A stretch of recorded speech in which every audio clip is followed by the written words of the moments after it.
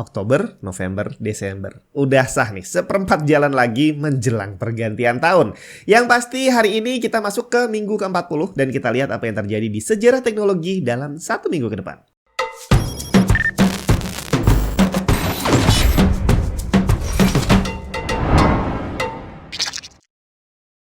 ROG Crosshair X670E Hero membawa semua teknologi terbaru untuk mendukung prosesor Ryzen seri 7000. Dengan 18 plus 2 power stage membuatnya memiliki headroom overclock yang cukup besar. Digabungkan dengan teknologi DDR5 membuat performansnya semakin gahar. Sudah mendukung PCI Express generasi kelima untuk GPU dan juga NVMe. Ditambah lagi 2 port USB 4. Pokoknya semua teknologi terbaru ada di motherboard ini. Kalau kita bicara tentang sejarah, biasanya yang disebutin itu paling banyak adalah kelahiran seorang tokoh gitu ya, atau momen diawalinya sesuatu, pembuatan sesuatu gitu ya, itu dimulai tanggal berapa atau rilisnya tanggal berapa gitu ya. Tapi untuk pembukaan episode kali ini, kita bukan membicarakan tentang lahirnya atau dimulainya sesuatu, melainkan kita akan berbicara tentang berakhirnya sesuatu. Yang pasti di episode sebelum-sebelumnya itu saya udah sering cerita tentang sebuah pelopor komputer yang namanya adalah ENIAC.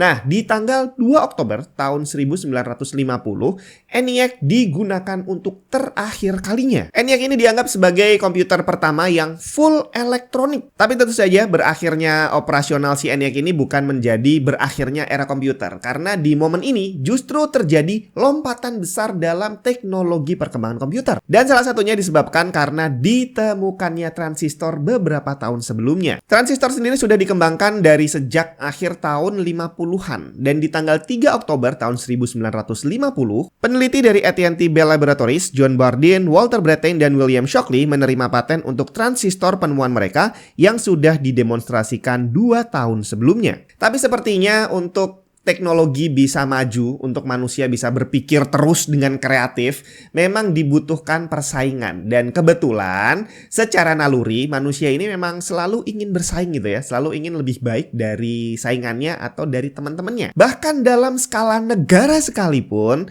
masing-masing negara pengen lebih menonjol dibandingkan lainnya. Makanya ada banyak banget kompetisi atau perlombaan antar negara gitu ya. Ada yang pertandingan olahraga, ada yang kompetisi sains dan sebagainya. Tapi ternyata walaupun gak ada pertandingan resminya, walaupun tidak dilombakan, masing-masing negara tetap pengen unjuk gigi dan menunjukkan bahwa teknologi mereka adalah yang paling canggih. Dan salah satu persaingan yang sempat terjadi dengan sengit adalah tentang teknologi antariksa. Dan hal ini tercatat dimulai tanggal 4 Oktober tahun 1957. Satelit pertama buatan manusia yang dinamakan Sputnik 1 diluncurkan dari Baikonur, Kazakhstan untuk mengorbit bumi. Keberhasilan peluncuran Sputnik 1 ini langsung memicu persaingan teknologi antariksa antara Uni Soviet dan Amerika Serikat. Dan seperti kita tahu, gak lama setelah itu manusia berhasil mengirim perwakilan untuk pergi ke bulan. Pada penasaran gak sih sama iPhone keluaran terbaru gitu ya? Walaupun banyak orang yang nungguin dan antusias pengen beli, tapi ternyata nggak sedikit juga orang yang memandang iPhone sebagai produk yang udah kurang kreatif gitu ya. Apple sudah dianggap tidak seperti dulu lagi. Banyak orang udah menganggap bahwa Apple sudah kehilangan kreativitas dan ini terlihat dari beberapa rilisan iPhone sebelum ini ya dan beberapa generasi ke belakang itu secara fisik nggak terlalu banyak perubahan. Dan secara teknologi yang dipamerkan pun ternyata perubahannya cuma minor. Dan banyak orang bilang hal ini terjadi sejak Apple ditinggal oleh Steve Jobs untuk selamanya.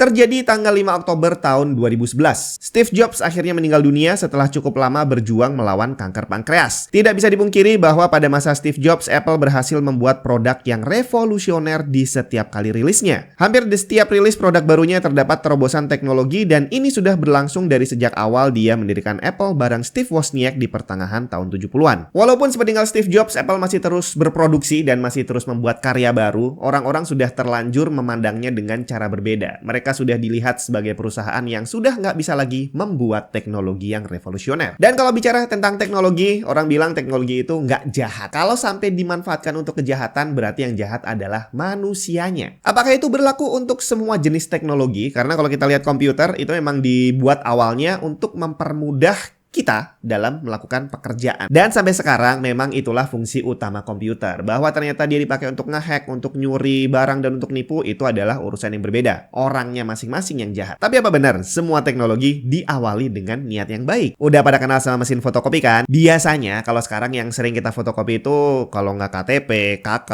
terus tugas sekolah, makalah gitu kan. Tapi ternyata nggak sedikit juga orang yang memfotokopi buku yang jelas-jelas ada copyright-nya. Melanggar hukum itu dan bisa masuk dalam kategori pembajakan. Tapi sekali lagi, mesin fotokopinya nggak salah. Dia dibuat dengan tujuan mulia, tapi kitanya aja yang akhirnya membuatnya sebagai mesin pembajak. Emang ya? Kita lihat di tanggal 6 Oktober tahun 1942. Chester Carlson menerima paten untuk sebuah alat yang dinamakan elektrofotografi yang sekarang kita kenal dengan nama mesin fotokopi. Ceritanya di tahun 1936, Chester Carlson mulai belajar hukum di New York Law School. Waktu itu dia selalu belajar buku-buku tebal di New York Public Library karena dia nggak punya duit untuk beli buku hukum yang tebel-tebel. Dan dari situlah akhirnya dia punya pikiran gimana ya kalau saya bikin mesin yang bisa mengcopy semua buku ini. Dan akhirnya itulah yang dilakukan oleh Carlson. Dia melakukan research sendiri sampai akhirnya berhasil membuat mesin fotokopi yang tujuannya adalah untuk membajak buku orang lain. Selain mesin fotokopi, ada satu teknologi jadul yang sampai sekarang juga masih digunakan, kalkulator. Siapa yang nggak bisa pakai kalkulator? Kayaknya semua orang bisa deh ya. Bahkan anak kecil diajarin sebentar udah langsung lancar pakai kalkulator. Tapi ternyata puluhan tahun yang lalu kalkulator adalah suatu device yang sangat berbeda yang mungkin nggak ada di bayangan kita. Bahwa ternyata cara pakainya sama sekali nggak mudah. Udah bentuknya gede banget kayak lemari.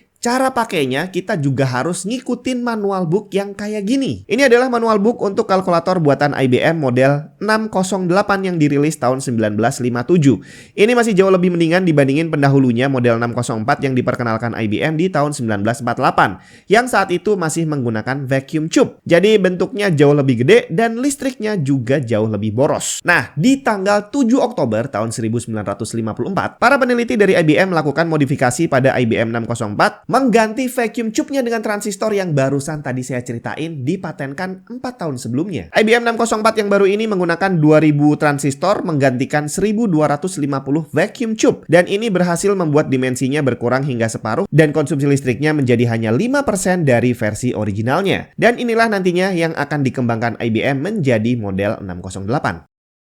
Finish him! Para gamer pasti udah nggak asing dengan kata-kata tadi, finish him. Itu adalah kata-kata pamungkas yang muncul di akhir pertarungan di game Mortal Kombat. Jadi saat kita ngalahin musuh gitu ya, itu sebelum dia jatuh ada kata-kata finish him. Dan di situ kita bisa mengeluarkan jurus terakhir yang akan bertema sangat kejam. Jadi bisa kepalanya dicabut atau orangnya sampai dibikin meledak dengan darah dan daging bercipratan. Pokoknya kejam banget lah. Dan tanggal 8 Oktober tahun 1992 adalah tanggal rilisnya game arcade Mortal Kombat. Dan hingga saat ini Mortal Kombat berhasil menjadi salah satu game fighting paling diminati dan faktor yang membuatnya unik adalah kebrutalannya tadi. Hal ini beda banget dengan game-game fighting yang ada di zamannya, di mana ya dulu itu lebih ke arah kartun dan bisa dinikmati oleh banyak orang, termasuk salah satunya adalah Street Fighter. Saya sendiri sih bukan termasuk penggemar Mortal Kombat gitu ya, karena zaman dulu saya suka main Street Fighter, itu secara gambar dan secara story-nya agak bagus gitu lah ya, jelas bisa diikutin. Tapi begitu muncul Mortal Kombat, kayaknya secara gambar walaupun dibikin real, itu agak kurang gimana gitu ya. Dan satu-satunya hal yang berhasil saya lihat adalah kebrutalannya tadi yang menurut saya itu digunakan untuk menutupi kekurangannya dibandingin para pesaingnya. Dan itulah tadi sejarah teknologi yang terjadi dari tanggal 2 sampai tanggal 8 Oktober. Kita ketemu lagi minggu depan.